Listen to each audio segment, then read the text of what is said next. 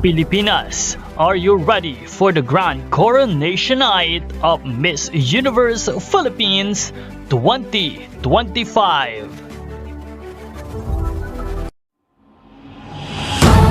Now, 2204, your pageant. Good day, magandang araw Pilipinas and good day pageant lovers. Congratulations to Miss Quezon Province Maria Atisa Manalo kasi pasok nga ito at kasama sa top 8 best in swimsuit sa naganap na swimsuit show sa Aqua Boracay ng Miss Universe Philippines. And now for this video, panoorin po natin ang audience view ng swimsuit performance ni Miss Maria Atisa Manalo of Quezon Province. Let's watch this.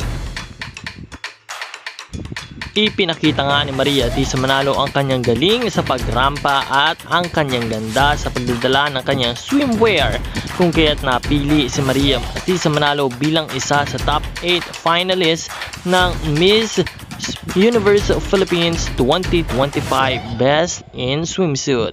And now, once again, ladies and gentlemen, this is Maria Atisa Manalo of Miss Quezon Province.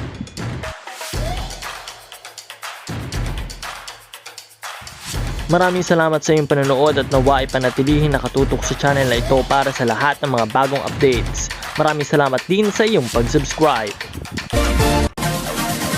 Support your favorite candidates and leave a comment.